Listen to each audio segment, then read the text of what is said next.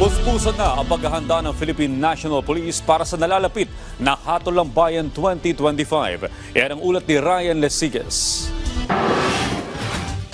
Walang namomonitor na banta ang Philippine National Police o PNP para sa nalalapit na Hatol ng Bayan 2025. Sa kabila nito ay dinagdagan pa rin ng PNP ang kanilang deployment mula sa 120,000 pulis. Kabuwang 163,000 pulis na ang magbabantay sa araw ng halalan. Ayon kay PNP Chief Police General Romel Francisco Marbil, layon lang daw ng dagdag deployment na mangtiyak ang zero violence sa mismong araw ng Hatol ng Bayan 2025. No violence. We use all the means na pahinto po natin lahat ng violence. Walang dapat na killings. Make sure na talagang it will be the honest, orderly, and peaceful election for this midterm 2025. Kanina ay muli nang pinagana ng PNP ang National Election Monitoring Action Center o NEMAC. Ito ang magsisilbing mata at tenga ng PNP para mabilis na makapagresponde kung kakailanganin. Sa pamamagitan ng 911 ay mabilis daw nilang matutugunan ang anumang klaseng tawag sa anumang sulok ng bansa. Sabi ni CIDG Director Police Major General Nicolas Torre III na 75% ng tawag sa NCR ay natutugunan sa loob ng 5 minuto habang 80% naman sa iba't ibang rehiyon. Ang challenge dito sa ating PCC is to act real time. Zero ang dapat zero backlog ang gusto natin.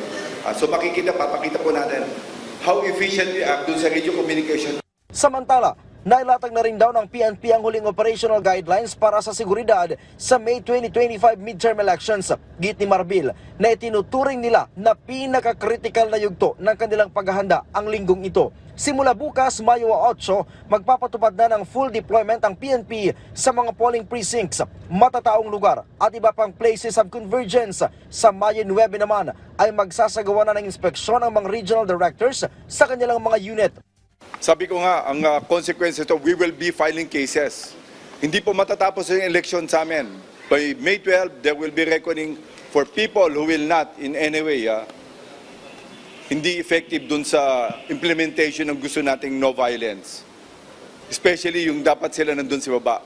We'll be stricter on sa checkpoints. Paiigtingin din nila ang kontrabigay na layong maiwasan ang vote buying at iba pang kahalintulad na paglabag sa election. Sa Mayo 11, mahigpit nang ipatutupad ng PNP ang liquor ban at bawal na rin ang pangangampanya. Paalala ni Marbil sa mga kapulisan na manatiling apolitikal. Sa ngayon ay halos tapos na daw ang pagpapakalat ng kanilang mga logistics, transportation, communication at iba pang kagamitan na gagamitin sa mismong araw ng halalan. Nitong Mayo 3 pa o 9 na araw bago ang Hatol ng Bayan 2025, nang itaas ng Philippine National Police ang kanilang alerto sa full alert status bilang paghahanda sa May 2025 midterm elections. Mula dito sa Campo Crame, Ryan Lesigas para sa Pambansang TV sa Bagong Pilipinas.